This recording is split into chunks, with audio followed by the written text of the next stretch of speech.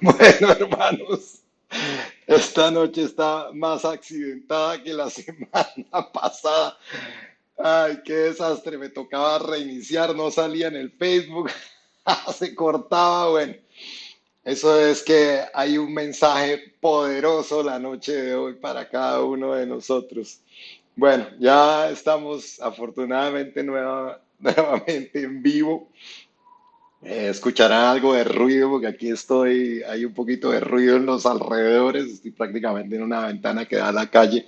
Entonces, si escuchan ruido por ahí, pues bueno, hagamos de cuenta que tenemos oídos concentrados en la palabra.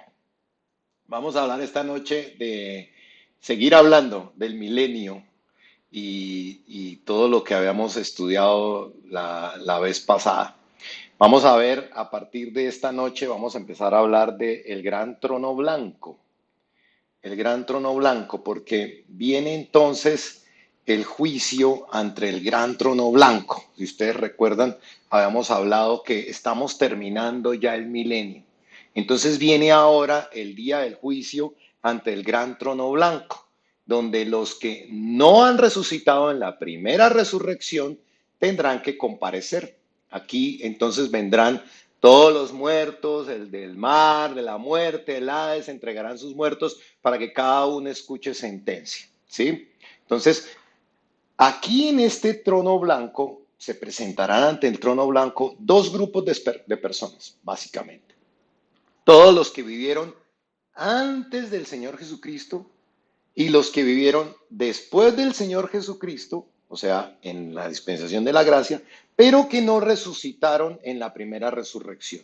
Vamos a ver un poquitico cómo nos enseña Apocalipsis 20. Dice, Apocalipsis 20, del 11 al 15, dice, el juicio ante el gran trono blanco. Dice, y vi un gran trono blanco al que estaba sentado en él, delante del cual huyeron la tierra y el cielo, y ningún lugar se encontró para ellos. Y vi a los muertos, grandes y pequeños, de pie ante Dios. Recuerden que estamos hablando del juicio final, al final ya de la dispensación número 7, cuando ya estamos a punto de empezar la eternidad. Y vi a los muertos grandes y pequeños de pie ante Dios, y los libros fueron abiertos, y otro libro fue abierto, el cual es el libro de la vida. Y fueron juzgados los muertos por las cosas que estaban escritas en los libros según sus obras.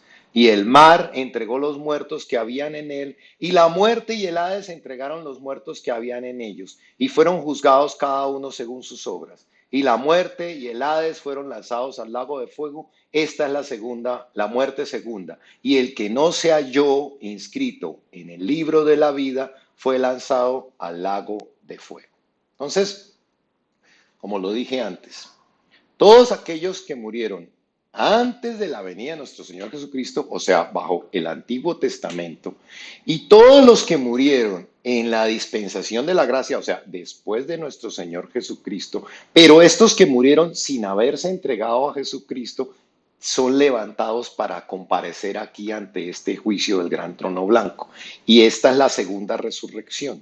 Nuevamente les recuerdo que los que murieron en Cristo, o sea, en el Nuevo Testamento, pero que murieron bajo la gracia, ellos forman parte de la primera resurrección. Acuérdense que los que mueren en Cristo de una vez hacen parte de la primera resurrección. Veámonos cómo nos lo enseña ahí. Acuérdese, bienaventurado el santo que tiene parte en la primera resurrección.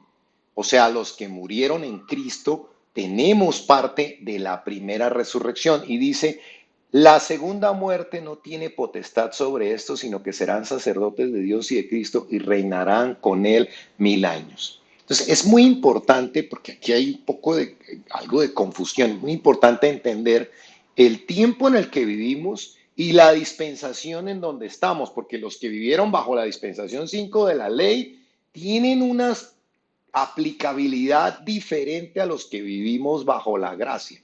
Nosotros realmente somos bendecidos porque vivimos bajo la gracia. Acuérdense, somos resucitados cuando recibimos el Espíritu Santo.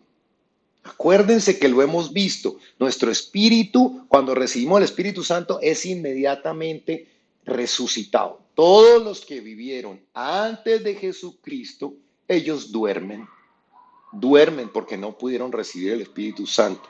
Acuérdense que el Espíritu Santo se recibió en Pentecostés. Entonces los que vivieron antes no recibieron el Espíritu Santo. Entonces esos duermen esperando el día que serán levantados y ese día es el día del gran juicio del trono blanco. ¿Sí? Ahora, si viviste, como todos nosotros, y moriste y no resucitaste con Cristo en la primera resurrección, tengo malas noticias para los que no resucitaron con Cristo porque ya están condenados.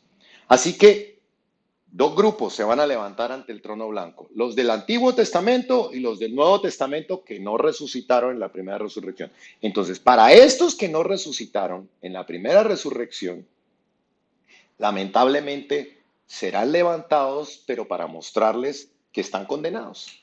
Será para mostrarles las pruebas de su condenación. No es que los que murieron durante la gracia y se murieron sin Cristo durante estos 1000 años del milenio puede cambiar su futuro. No. Si moriste sin Cristo y estabas en la gracia, no tuviste parte en la primera resurrección, serás levantado en la segunda resurrección, pero para condenación. En este juicio les digo, las personas serán levantadas para dos cosas. Las personas del Antiguo Testamento, entonces pues, serán juzgadas para salvación o condenación, porque antes de la venida de Jesucristo, acuérdense, estaban en la dispensación 5 de la ley. Ellos se regían por la ley. Entonces ellos serán juzgados por el primer pacto. ¿Cuál es el primer pacto? El pacto de la ley, las tablas de Moisés. Ellos serán juzgados por el pacto que estaba vigente en ese momento, bajo el cual vivieron, y ellos se regían por la ley. Serán juzgados por el primer pacto.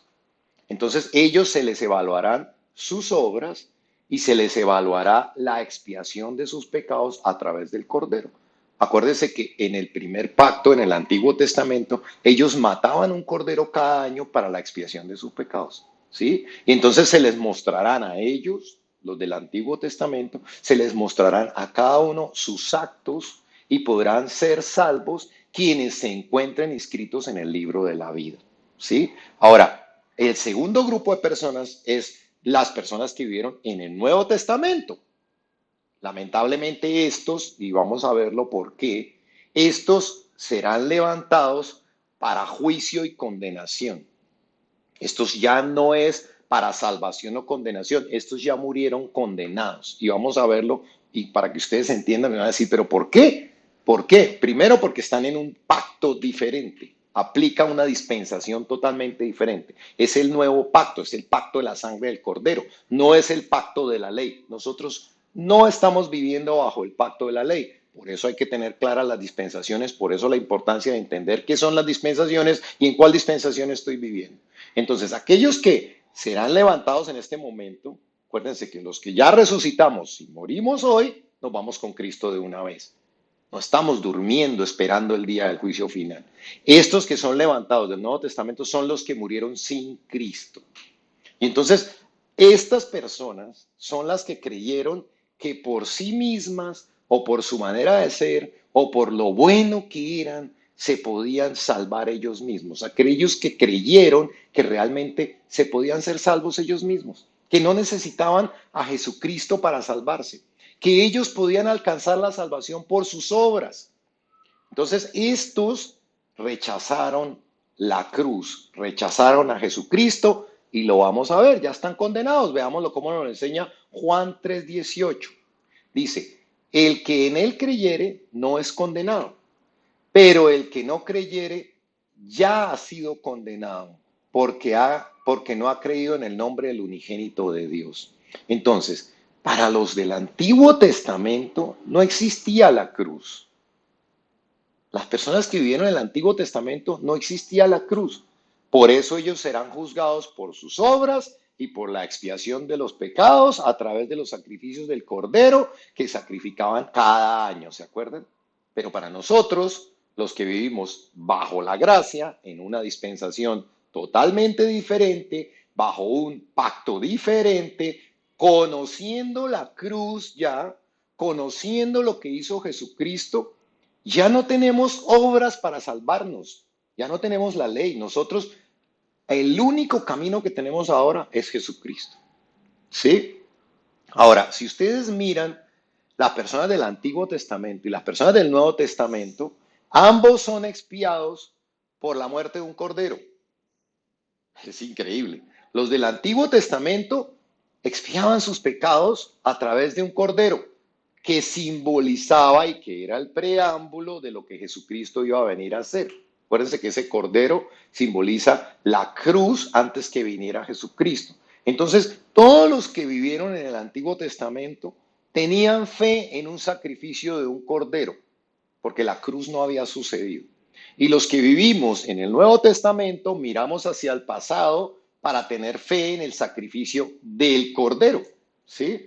Por eso, lamentablemente, para los que mueran bajo el Nuevo Testamento o para los que mueran en la dispensación de la gracia, no hay salvación en este juicio final, lo acabamos de leer, porque el que no cree ya ha sido condenado. Entonces, estos serán levantados únicamente para que les muestren sus momentos en los que rechazaron a Jesús, en donde no quisieron, ¿sí? Porque no, al haber rechazado a Jesús, ¿qué están rechazando? Están rechazando la expiación de sus pecados.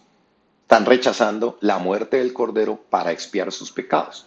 Los del Antiguo Testamento expiaban sus pecados a través de la muerte del Cordero. Nosotros del Nuevo Testamento expiamos nuestros pecados a través de la muerte del Cordero de Dios. Solo somos salvos los del Nuevo Testamento por gracia. Miren la importancia de entender por qué somos salvos. Si no has entendido a hoy el concepto de la salvación por gracia, te invito a que mires la serie que tengo del Evangelio de Jesús.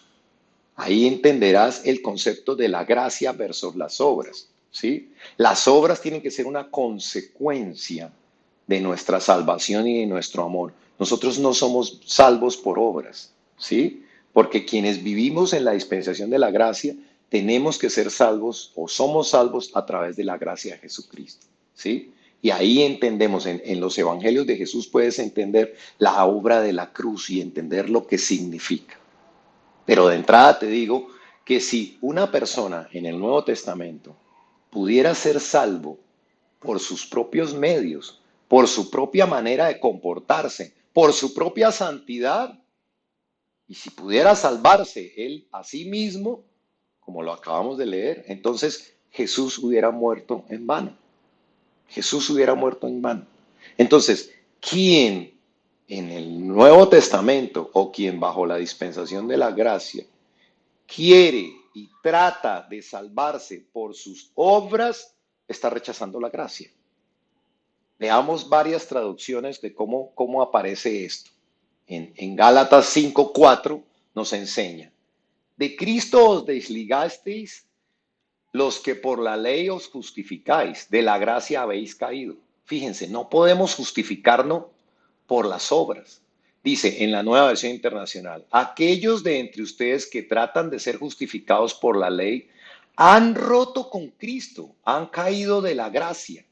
Y mira la Nueva Traducción Viviente. Pues, si ustedes pretenden hacerse justos ante Dios por cumplir la ley, han quedado separados de Cristo, han caído de la gracia de Dios. Entonces, vea, esto es importantísimo porque la iglesia de Jesucristo no puede desligarse de Jesucristo para ser salva. El único camino que tenemos nosotros es Jesucristo. No podemos salvarnos por obras. Y a mí me sorprende esto muchísimo porque cuando yo le pregunto a las personas, bueno, ¿y si tú murieras hoy, fueras al cielo y estuvieras ahí en la puerta, qué dirías para entrar? Y la mayoría de las personas me dicen, pues yo soy bueno, yo traté de hacer las cosas bien, yo quise ser bueno, yo no le hice daño a nadie, yo soy bueno, yo soy bueno, yo soy bueno. Pero es que no por ser buenos, porque ninguno de nosotros es bueno. Nosotros entramos al cielo y tenemos la gracia y tenemos la resurrección, es por la muerte de Jesucristo. Entonces, nunca trates de justificarte lo bueno que eres porque entonces te desligas de la gracia. Nadie puede salvarse por obras, porque ahora estamos bajo el nuevo pacto, ¿sí? Ya Cristo murió por nosotros. Si creemos y seguimos creyendo que somos salvos por nuestros propios medios, entonces seremos juzgados por la ley. Dice la palabra, caes de la gracia. te condenas porque desprecias la gracia. Entonces, en el Nuevo Testamento, en la gracia somos salvos por gracia, no somos salvos por obras. Aceptamos el sacrificio de Jesús y entonces nos sometemos a Jesús, seguimos sus instrucciones de vida y ahí somos salvos. Todos estos conceptos están explicados en lo que les digo, el Evangelio de Jesús. Entonces mira esos estudios porque esto es súper importante. ¿Para qué? Para no desligarnos de la gracia, para que podamos comprender que nosotros somos salvos por gracia y no por obras. Veamos que en el Getsemaní, recordemos en el Getsemaní Jesús estaba en angustia y le pregunta al Padre. Jesús estaba en una tremenda angustia porque él sabía lo que le iba a suceder, él sabía lo que tenía que enfrentar. Y miren lo que le dice al Padre. Dice, yendo un poco adelante, se postró sobre su rostro, orando y diciendo, Padre mío, si es posible, pase de mí esta copa, pero no sea como yo quiero, sino como tú. Mire, esto es súper importante. Jesús sabía lo que tenía que pasar. Por eso estaba en una angustia tremenda, tanta angustia que dice la palabra que sudó gotas de sangre. Y en esa angustia le pregunta al Padre, Padre, ¿hay otra manera de salvar la humanidad? ¿Hay alguna otra manera, Padre, que no tenga que vivir esto? Si hay otra manera, que yo no tenga que beber de esta copa. ¿Sí? Pero ¿qué pasa? Que no tenga que beber. Pero ¿qué hace el Padre? El Padre guarda silencio, porque el Padre sabía que era la única manera. La cruz era la única manera de que nosotros fuéramos salvados. Entonces Jesús, ¿qué hace? Se somete, no hace su voluntad, sino que hace la voluntad del Padre. Y entonces bebe de la copa de la salvación. Bebe de la copa de la cruz para que nosotros podamos ser salvos. Entonces yo les quiero que reflexionen sobre esto. ¿Ustedes pueden creer que alguien que rechace la cruz pueda ser salvo? Cuando Dios guardó silencio, cuando su hijo en esa angustia le dijo, Padre, hay otra manera, hay otra manera, hay otra manera, si hay otra manera que no tenga yo que beber esta copa de la cruz. Y Dios guarda silencio y lo deja ir a la cruz. Entonces, ¿ustedes creen que las personas que rechazan la cruz podrían ser salvas? Cuando Dios hizo todo este plan para salvarlos, ¿alguien podría salvarse sin la cruz? Nadie. Nadie puede salvarse sin la cruz. Porque en el momento, por eso lo leímos ahora, en el momento en que rechazas la cruz, ya estás condenado. Porque Dios mismo se hizo hombre, vino a morir por nosotros y lo podemos rechazar. Te lo coloco de nuevo. Lo podemos rechazar. No podemos rechazarlo. Entonces, recordemos que además cuando aquí habla de creer, no habla de creer con la boca y se los he tratado de explicar muchas veces. Como cuando yo digo que el ejercicio es bueno, pero tengo que mostrarlo con mis obras tienen que sustentar. Y no porque Dios necesite ver mis obras, porque el que necesita ver las obras soy yo mismo, para ver si lo que estoy diciendo con mi boca es coherente con lo que yo estoy haciendo con mis actitudes. ¿Sí? Yo puedo decir, es buenísimo hacer ejercicio, pero nunca hago ejercicio. Yo puedo decir, mi amor, te amo, pero saliendo a la esquina soy infiel. Entonces, lo que yo digo con la boca, tengo que demostrarlo con mis actos, porque ahí es donde yo me doy cuenta que sí soy coherente. ¿Sí? Y se trata de creer de verdad. Creer lo que implica, creer significa someterse. Significa yo creo en Jesús y creo que lo que dice es cierto, entonces tengo que someterme a mi Señor. Creer a la manera en que Jesús nos dice que tenemos que vivir. No es yo creo, porque todo el mundo, uno le pregunta, ¿cómo está tu relación con Dios? Y tú dices, yo creo en Dios. Pero no es eso. Creer en Dios, acuérdense de Santiago 2:19. Los demonios también creen y tiemblan. Entonces no es creer de boca. Y muchos creen de boca, pero sus frutos demuestran lo que realmente creen. Los frutos de su vida no tienen vida de oración. Entonces, ¿dónde está que crees que tu relación con Dios te salva? No tienen vida de lectura de la palabra. Entonces, ¿dónde está que sabes que quieres tener y escuchar la voz de Dios? O sea, dicen creer en Dios, creer en sus enseñanzas, pero no tienen una relación con Él. Entonces, ese creer no aplica, porque es un creer de boca. Hay quienes piensan que no tienen, que no necesitan un compromiso, que no necesitamos un compromiso con Dios y tenemos la prepotencia de decirle, no, yo soy bueno y no necesito este compromiso para que me salves, yo puedo salvarme, yo soy bueno. No hago uso del plan redentor que trajo Dios. Es como si le dijera, yo no necesito lo que tú hiciste, porque yo soy súper bueno, yo soy buena persona. No necesito comprometerme contigo para que tú me salves, porque yo merezco el cielo. Yo me puedo salvar yo mismo. Entonces creemos que podemos vivir haciendo lo que hacemos sin apegarnos a Jesús. Y en serio les digo a las personas que miren a su alrededor la cantidad de personas que vemos así. ¿En serio creemos que podríamos ser salvos sin Jesús? ¿Sin someternos a Jesús? ¿Sin realmente comprometernos con Jesús? Esa es la soberbia humana, porque no queremos un compromiso. Se llama confiar más en nuestro criterio que en el criterio de Dios. Él dejó a su hijo morir porque era la única solución. Y aún hay quienes creen, y no hace falta, sino que ustedes miren a su alrededor para que vean la cantidad de personas que creen que son salvas porque van a misa o a la iglesia el domingo. Cuando no hay un compromiso, no hay una relación. Hay quienes creen que no necesitan esa obra maestra. Entonces, así eran los fariseos. Se creían santos, se creían, nosotros seguimos siendo pecadores. Lo que pasa es que ya resucitó nuestro espíritu. Ya fuimos sellados con el Espíritu Santo. Porque todos estábamos destituidos de la gracia. Ninguno de nosotros sería capaz de salvarse de no ser por Jesucristo. Y entonces cuando nos apegamos a Él, nos sometemos a Él, es que encontramos la salvación. Ni tú ni yo, nosotros pecamos continuamente. Entonces ahora vamos a ver que en Cristo, pues tenemos un abogado. Y hay una diferencia muy grande entre morir con Cristo y morir sin Cristo. Porque cuando mueres con Cristo, que estás al lado derecho, Él es tu abogado. Pero cuando mueres sin Cristo, estás delante del juicio para ser juzgado por la ley. Miremos cómo nos lo enseña Juan. Primera de Juan 2, del 1 al 6.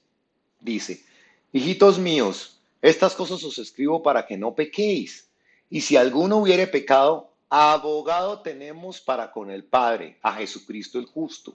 Y Él es, ¿qué? La propiciación por nuestros pecados. Y no solamente por los nuestros, sino también por los de todo el mundo. Y en esto sabemos que nosotros le conocemos. Fíjense, es necesario conocerle. ¿Cómo? Si guardamos sus mandamientos. El que dice, yo le conozco y no guarda sus mandamientos, el tal es mentiroso y la verdad no está en él. Pero el que guarda su palabra, en este verdaderamente el amor de Dios se ha perfeccionado. Por esto sabemos que estamos en él. El que dice que permanece en él debe andar como él anduvo. Fíjense, el error nuestro como seres humanos es creer que lo que decimos de boca es suficiente. Fíjense, aquí está diciendo es mentiroso y vamos a ver varias cosas aquí. Entonces, primero que Jesús es nuestro abogado, ahí lo dice. Abogado tenemos para con el Padre, a Jesucristo el justo.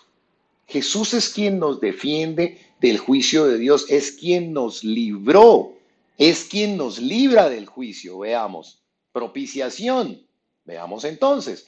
Y Él es la propiciación por nuestros pecados. ¿Qué es propiciación? Porque todos estos términos son muy importantes de que los conozcamos. Esta palabra de propiciación es la acción agradable a Dios que mueve la piedad y la misericordia. Es el sacrificio que se ofrecía en la ley para aplacar la justicia divina y el juicio que venía sobre el pueblo. Es el pago, es el pago de la justicia. Acuérdense a la historia de Juanito y los mangos. Por el incumplimiento de la justicia, de la ley, hay un pago, si no, no hay justicia. Entonces Jesús es el pago por nuestros pecados. Jesús es la propiciación de nuestra redención. ¿Sí? Es la acción agradable a Dios que trae esa misericordia. ¿Sí? Entonces, cuando realmente conocemos a Cristo, cuando realmente estamos en Él, como lo veíamos ahorita, que lo vamos a seguir estudiando, ¿qué pasa con nosotros? Nuestro juicio ocurrió 2000 años atrás. ¿Sí? Entonces, en el momento de nuestra muerte, Jesús es quien se presenta delante del trono de Dios y dice, hey, un segundito, alto, Él no puede ser juzgado porque yo pagué por Él en la cruz. Yo fui quien expió sus pecados. Y veamos el significado de la palabra expiación. Dice que es la eliminación de la culpa a través de un tercero. El culpable queda absuelto. ¿Sí? El sujeto culpable queda absuelto, o sea, nosotros quedamos absueltos del pecado, porque a través de la expiación de los pecados, Jesús es el que pagó. Entonces, en el Antiguo Testamento, se expiaban los pecados del pueblo a través del cordero de la expiación, por eso se llamaba el cordero de la expiación. Se derramaba la sangre de este corderito para el perdón de los pecados. Pero para nosotros, los que estamos en la gracia, ese corderito, los que estamos en el Nuevo Testamento, ese corderito es Jesús, el cordero de Dios, el cordero que Dios proveyó para el perdón de nuestros pecados, ¿sí? Quien murió por nosotros, ¿verdad? Y entonces recordemos que Jesús murió en la Pascua. ¿Y por qué murió en la Pascua? Recordemos el significado de Pascua, que es pesar, que es pasar por alto. Acuérdense que la palabra es pesar, pasar por alto, ¿sí? No la Pascua del conejo, que es lo que han tratado ahora de desviar lo que significa realmente la Pascua. La Pascua es Passover, no es lo que llamamos ahora la Pascua del conejo. Eso es otra cosa totalmente diferente que han querido desviar. Entonces, pesar, que es pasar por alto, Passover, es que el juicio de Dios que viene pasa por encima tuyo, pasa por encima de quienes nos hemos acogido al pacto de la sangre. Recordemos el juicio en Egipto. Venía un juicio sobre la tierra de Egipto y ellos ponían la sangre del cordero en los dinteles. ¿Sí? Acuérdense, se ponía la sangre del cordero en los dinteles de la casa y eso hacía que el ángel de la muerte que pasara por alto. El ángel de la muerte pasaba por alto sobre esa casa. La sangre del cordero pintada como señal hacía que el juicio que venía sobre la tierra de Egipto pasara por alto. ¿Sí? Por eso, de ahí en adelante, entonces los judíos sacrificaban un cordero para el perdón de los pecados, porque cada año se venía el momento del juicio y ellos a través del cordero encontraban el perdón y eran pasados por alto del juicio. Entonces lo mismo pasa con nosotros cuando nos acogemos al Nuevo Testamento, a la muerte de Jesús. Nuestro juicio pasa por alto. Ocurrió, Jesús ya lo pagó. Vamos a ver eh, la palabra en Hebreos. Mira, aquí está. ¿Por qué todo con sangre? La misma ley lo dice. Y casi todo es purificado según la ley con sangre. Sin derramamiento de sangre no hay remisión. Otra palabra nueva, vamos a ver qué significa remisión. Viene del verbo remitir, mandar un individuo para condonar una penalidad o una deuda. Entonces, es importante que conozcamos estos términos porque finalmente nos ayudan a entender nuestra salvación. Entonces vimos que Jesús fue el que pagó y nuestro juicio, entonces 2000 años atrás. Por eso los que morimos en Cristo no tenemos que comparecer ante el juicio final, porque nosotros ya fuimos resucitados. Ahora, lo tercero que habla en este pasaje, y es importante, es que nos preguntemos si le conozco realmente. Porque muchas veces confesamos con nuestra boca que conocemos a Jesús, que conocemos a Dios, que creemos con Él, que creemos en Él, perdón, y que Él será nuestro abogado, pero no guardamos sus mandamientos y veamos cómo nos lo enseñaba a Él. Dice, y en esto sabemos que nosotros le conocemos, o sea, con esto vamos a saber si de verdad le conocemos o no le conocemos. Dice, si guardamos sus mandamientos. El que dice, yo le conozco y no guarda sus mandamientos, el tal es mentiroso y la verdad no está en él. Claramente, yo se los digo porque las obras las necesitamos nosotros para darnos cuenta. Dios conoce realmente el interior de nuestro corazón. Dios nos conoce perfectamente.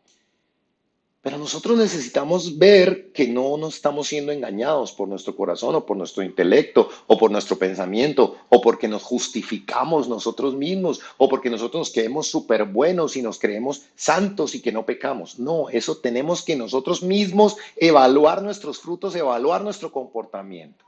Y aquí claramente nos está mostrando que si decimos que estamos en Cristo, pero no le obedecemos, nuestro corazón nos está engañando. Nuestra boca nos está engañando y nos llama mentirosos. ¿Sí? Que Jesús nos llame mentirosos no debe ser cualquier cosa. ¿Sí? Y el que pensábamos que iba a ser nuestro abogado, que nos llame mentirosos, terrible. Jesús mismo lo dice. No te conozco. Esto es algo para reflexionar, porque el problema es que andamos por la vida queriendo romper las reglas, diciendo que amamos a Dios y no cumplimos las reglas. Y esto es como el esposo que les digo, viene y le dice a su esposa, te amo, te amo, te amo, pero saliendo vive en adulterio. ¿Quién le creería? ¿Tú le creerías a ese esposo? No, le llamarías mentiroso, igual. El esposo o la esposa le llamaría mentiroso. Pensémoslo por un momento.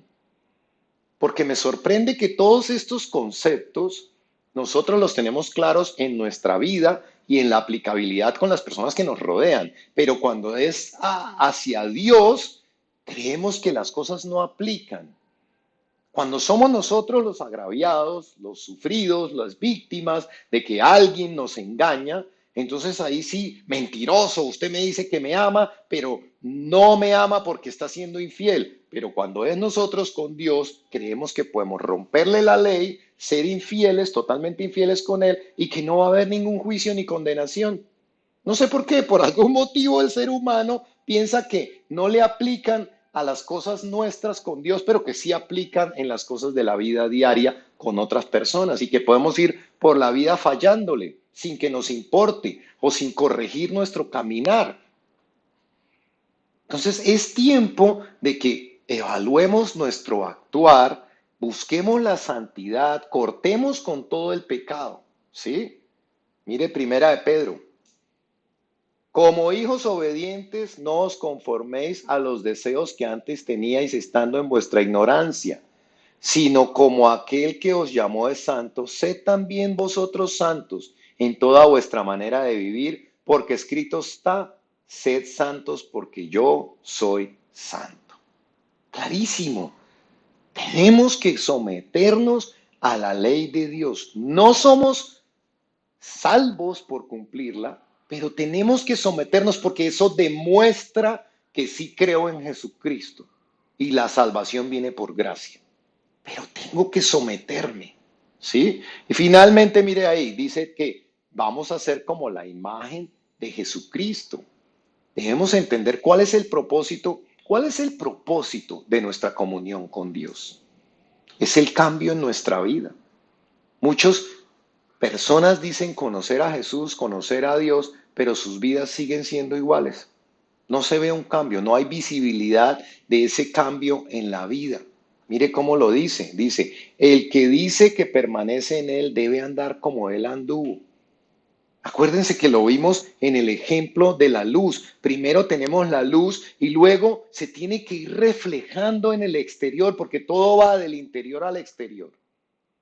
Entonces es hora de que nos preguntemos, ¿estamos caminando como Jesús lo hizo, haciendo la voluntad del Padre? Entonces, esto nos da a pensar un poco quiénes morirán y no serán despertados hasta el día del gran trono blanco. Volvamos entonces al trono blanco. Estamos leyendo Apocalipsis 20. Dice, y vi a los muertos grandes y pequeños de pie ante Dios. Mire, no importa si fuiste importante, si fuiste grande, de renombre en la tierra, o si fuiste pequeño, normal, una persona que pues pasó desapercibida prácticamente en la tierra. Todos, absolutamente todos los que no tienen parte en la primera resurrección, o sea, los que murieron sin Cristo, tendrán que presentarse de pie ante Dios. Y entonces dice la palabra que se abrirán unos libros. Entonces vamos a estudiar cuáles son esos libros que se abrirán para las personas que se presentan delante de este trono blanco. Y el primero dice que es el libro de las obras.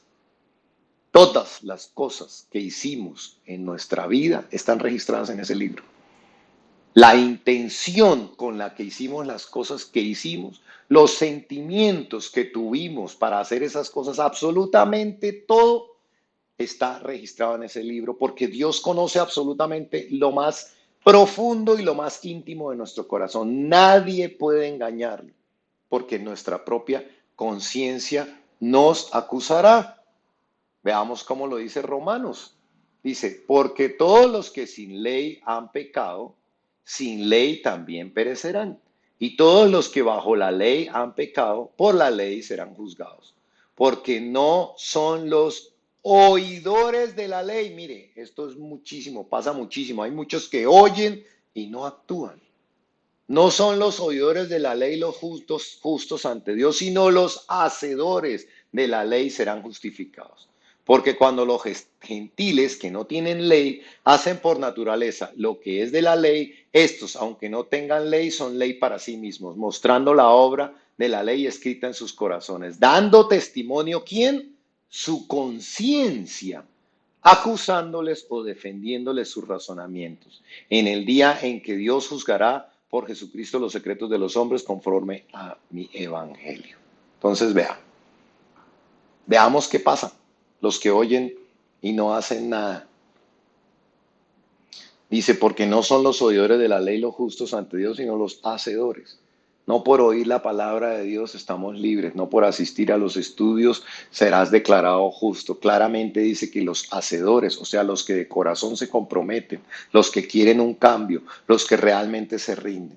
Como quien dice, los que oyen y no aplican, muchos solo oyen, no cambian su vida. Les entra por acá, qué bonita palabra, pero siguen siendo las mismas personas. Quieren seguir con sus vidas iguales, no quieren cortar con el pecado. Entonces, esos son los oidores porque no quieren cambiar su estilo de vida. Y mire, versículo 15, dando testimonio su conciencia, acusándoles o defendiéndoles sus razonamientos para cada situación que atravesemos durante la vida, será nuestra propia conciencia quien dictaminará si actuamos bien o actuamos mal. Por eso nosotros no podemos juzgar a nadie en su actuar, porque no conocemos lo más profundo del corazón de las personas. Entonces, los que recibimos a Jesucristo, estamos recubiertos de la sangre de Jesucristo y esa sangre pagó por nuestros pecados. No queremos equivocarnos, tenemos maldad dentro de nosotros, pero esa sangre cubre. Pero para quienes no recibieron a Jesucristo, quienes no se han comprometido realmente con Jesucristo, su conciencia es la que ese día en el juicio actuará y mostrará en el libro de las obras su actuar real. ¿Por qué en su corazón se había? ¿Qué había? ¿Qué había en el corazón? Y ahí es donde les digo que las personas que rechazaron a Jesucristo, que no quisieron, ay, qué pereza un estudio bíblico, ay, qué pereza pararme a orar, ay, qué pereza leer la Biblia. Su propia conciencia los estará acusando. Luego dice que se abrirá también el libro de la vida y veamos cuál es el libro de la vida y quiénes están inscritos en el libro de la vida. Veamos Apocalipsis 13:8, dice, y le adoraron todos los moradores de la tierra, se acuerdan que están adorando a la bestia, cuyos nombres no estaban inscritos en el libro de la vida del Cordero que fue inmolado desde el principio del mundo. ¿Sí? El libro de la vida, para quienes vivimos en el pacto de la gracia, es el libro de la vida del Cordero que fue inmolado, el libro de la vida de Jesucristo, aquellos que nos hemos entregado a Jesucristo como Cordero. Somos los que estamos inscritos en el libro de la vida. Por eso, para el Nuevo Testamento, los que rechazaron a Jesucristo no están escritos en ese libro de la vida. Y tienen que estar inscritos en el libro de la vida. Entonces, nosotros que reconocimos a Jesucristo estamos inscritos en el libro de la vida. Los que no reconocieron a Jesucristo no están escritos en el libro de la vida del Cordero. No reconocieron su nombre, no se entregaron a Él. Nunca se entregaron para que fueran inscritos en el libro de la vida, para tener vida.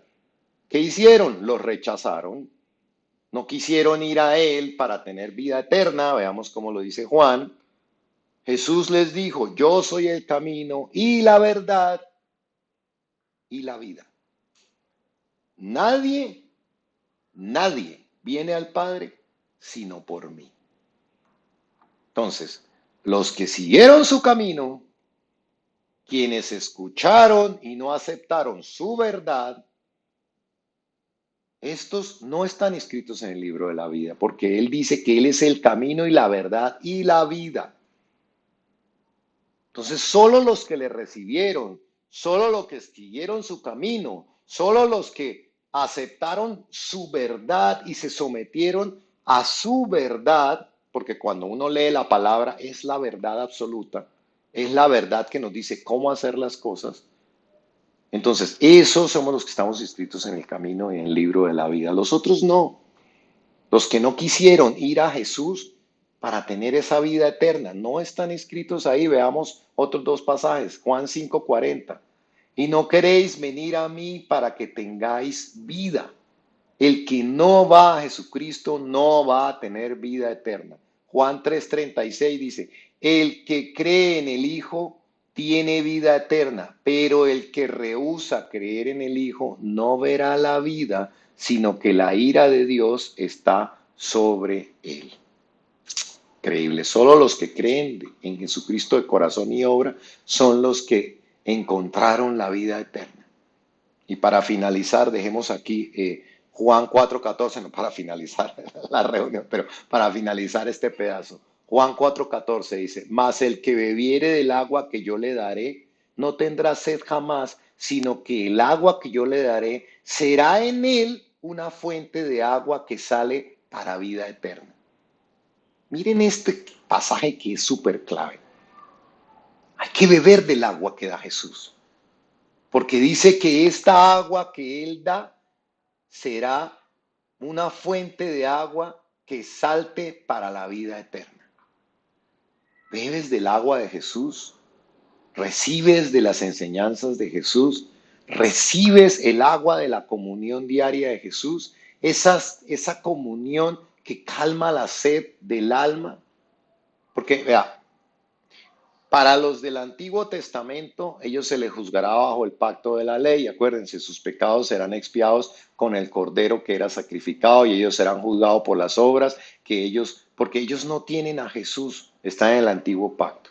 Pero nosotros, los que vivimos en la gracia, tenemos que haber bebido de esta agua.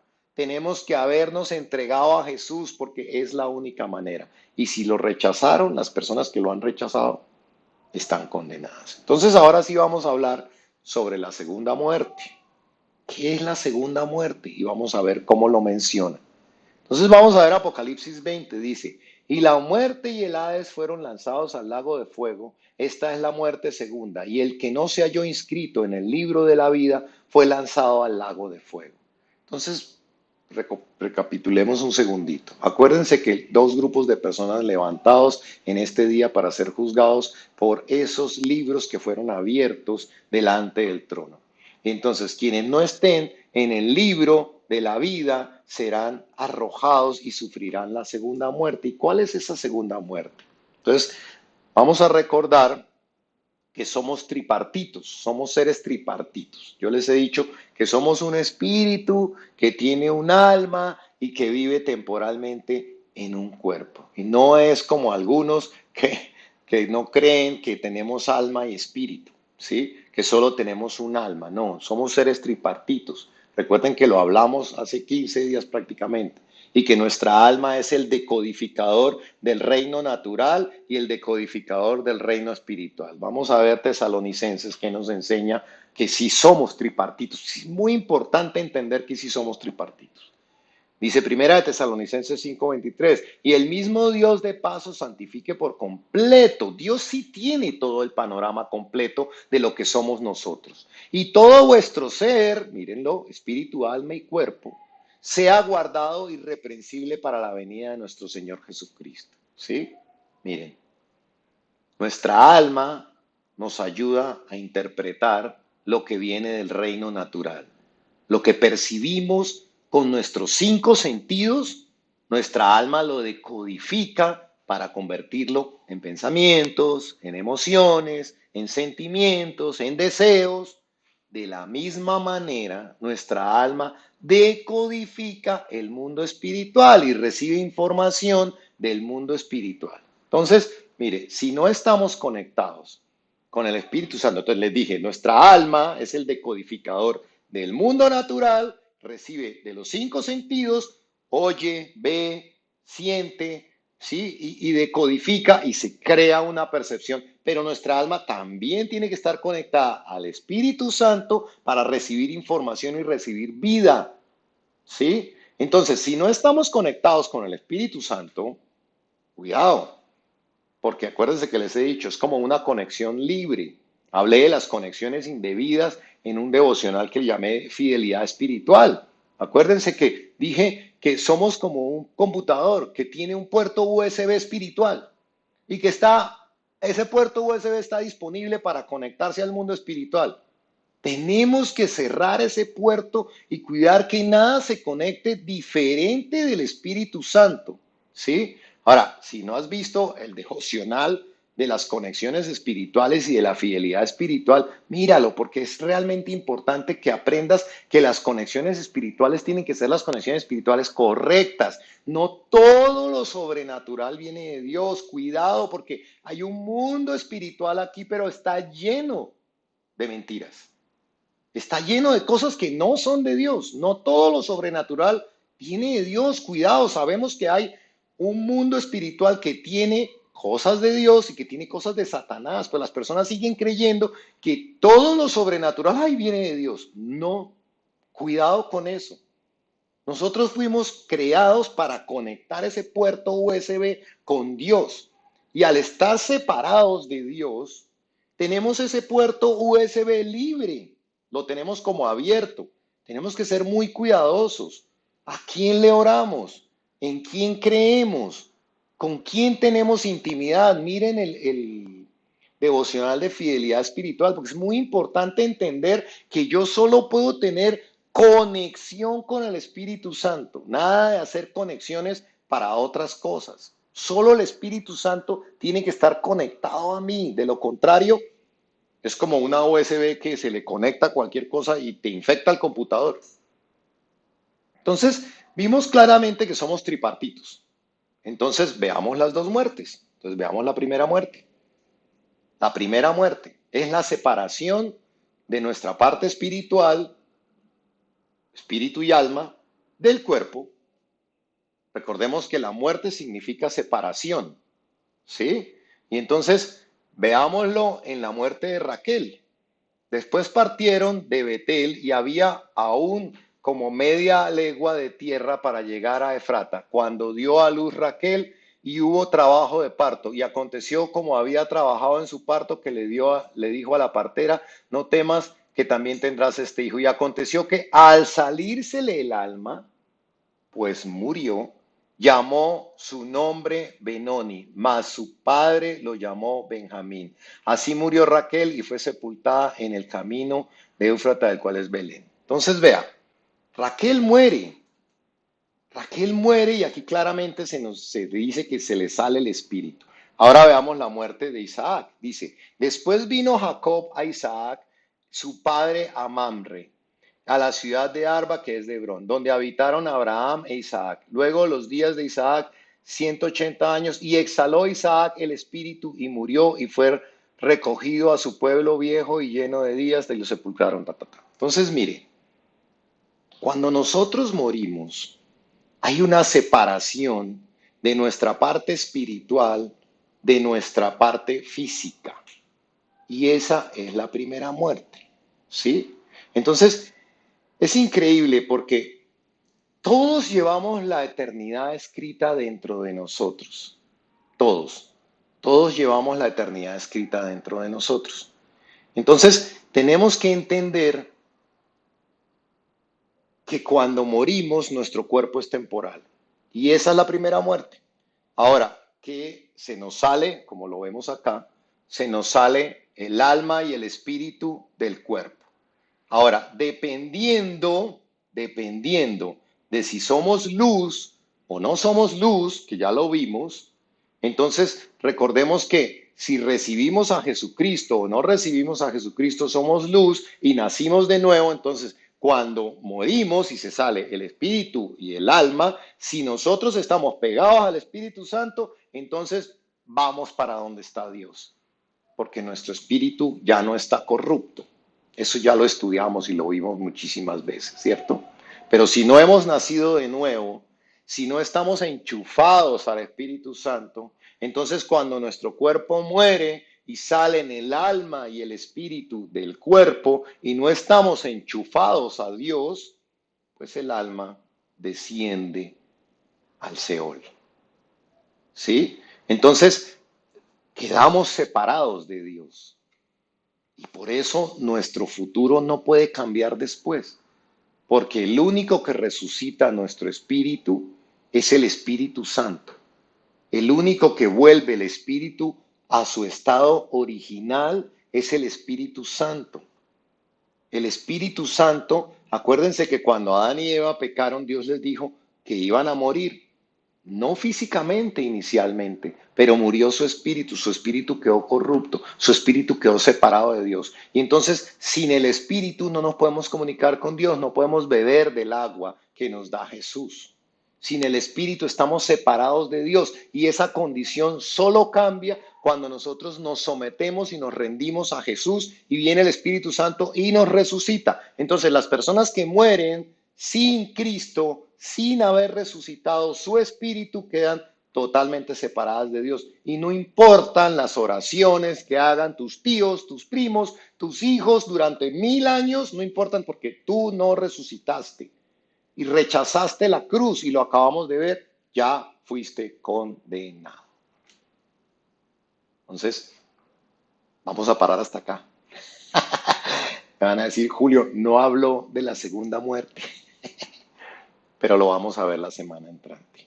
Vamos a parar hasta acá, vamos a orar y a darle gracias a nuestro Señor.